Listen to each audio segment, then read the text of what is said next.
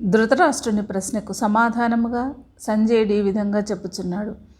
సంజయ్ ఉవాచ దృష్ట్వాతు పాండవానీకం వ్యూఢం దుర్యోధనస్తదా ఆచార్యముపసంగమ్య రాజావచనమబ్రవీత్. ధృతరాష్ట్రునితో సంజయుడు ఇట్లు చెప్పెను. అప్పుడు రాజైన దుర్యోధనుడు వ్యూహకారముగా రచింపబడి ఉన్న పాండవ సేనను చూచి తదుపరి గురువగు ద్రోణాచార్యుని సమీపించి ఈ విధంగా పలికెను. పాండవ సేనాపతియగు దృష్టద్యుమ్నుడు యుద్ధశాస్త్రానుసారముగా తన సైన్యమును వజ్రము అనే పేరు గల వ్యూహముగా అమర్చి ఉన్నాడు.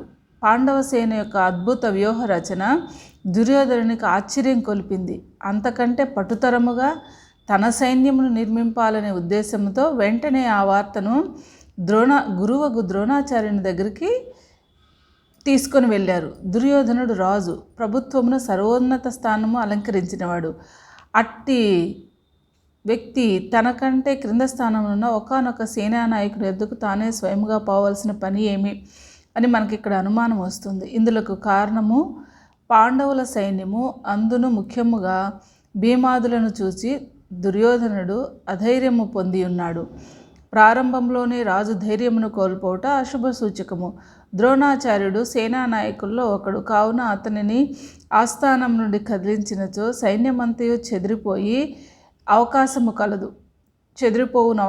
కలదు. ద్రోణాచార్యుడు వయోవృద్ధుడు, జ్ఞానవృద్ధుడు, పైగా గురుస్థానమునున్నవాడు. అట్టి వాని ఎడల విధేయత చూపుట ధర్మము. ఏదియో విధముగా ద్రోణాచార్యుని మంచి చేసుకొని అతనిని తన స్వార్థ సంపాదనమునకు వినియోగించదలచి ఉండవచ్చును. ఈ కారణములను బట్టి దుర్యోధనుడు ఆచార్యుని తన యొద్దకు పిలిపించక తానే ఆచార్యుని కడకగి విన్నవించుకొనెను.